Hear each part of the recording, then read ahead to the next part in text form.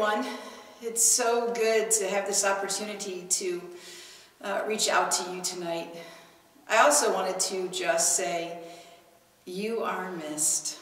There isn't a day that goes by where you are not thought of and prayed for and loved, and not a day that goes by where I don't thank God for you.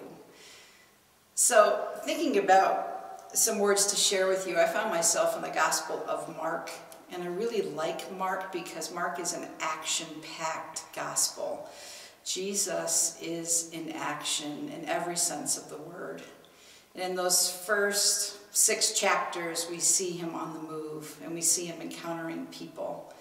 And the story that really stands out to me today is the one about the woman who has had this incurable disease, the hemorrhaging flow of blood that she has had. And here's what stands out to me about that passage for us today. 2 things, and mainly the 2 main characters of the story. So here's this woman. Mark doesn't even mention her name, so she's unnamed. And there she is, and the crowd is so large that it says it's pressing upon Jesus. Somewhere around Jesus in that massive crowd are his disciples, and somewhere in that circle is this woman, this unnamed woman. And all it tells us about her is that she had heard about Jesus. What it does mention is some of her history with this ailment that she has. It says she's endured much. It's been 12 years up to that point when she goes out looking for Jesus that she suffered. It also reminds us too that in the midst of the busyness of his ministry, in the midst of this enormous crowd pressing upon him, that Jesus felt the touch of this woman when she touched his clothes. And how brave she must have been to do so.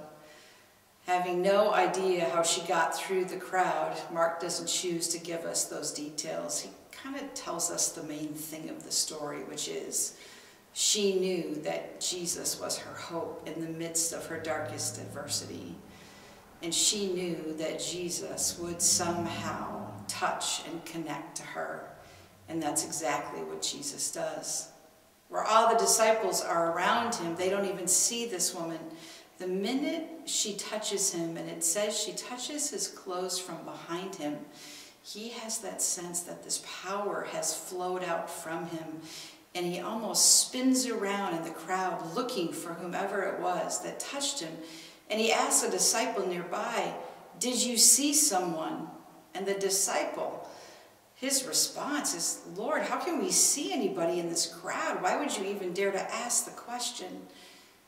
And almost in response, this woman bravely comes forward to stand in front of Jesus.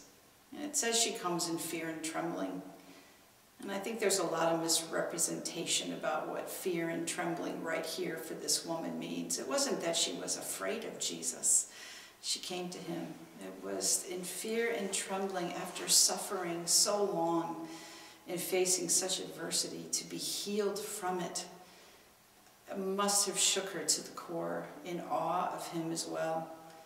And he stops everything, and the crowd, as Mark writes, disappears, and so do the disciples. And we get almost a zoom in like a camera, and we see the 2 of them, this woman and Jesus. And we see the power of touch, the power of his encounter with her, the power of her trust in him. For truly through trusting him, he was able to touch her and heal her of her illness, but he was able to make a mark upon her life, to give her hope, to give her joy, even in the midst of the current culture in which they lived, which was full of adversities like us today. So I'm thinking a lot about that woman and the power of touch, especially at this time of social distancing when we can't really reach out and touch one another. And it got me thinking about this ministry that we have here at Rosedale Gardens, which is the prayer shawl ministry. And I was given the gift of this shawl by someone who means the world to me. And this is a gift that stays near me in my office.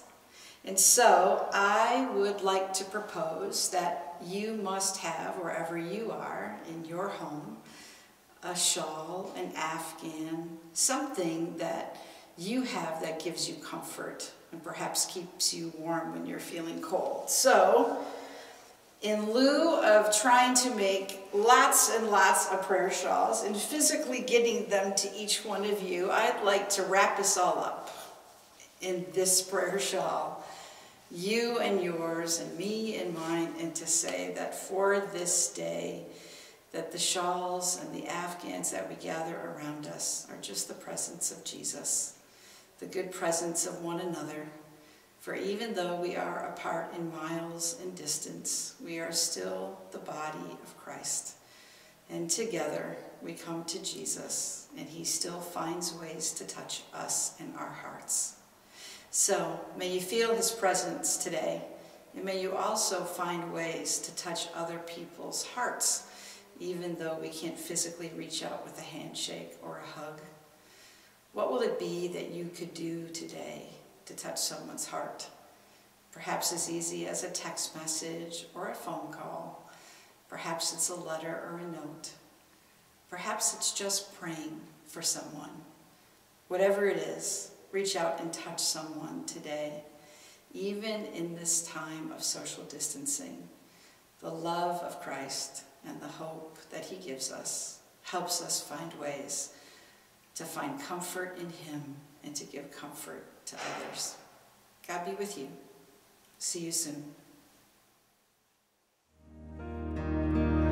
For he touched me.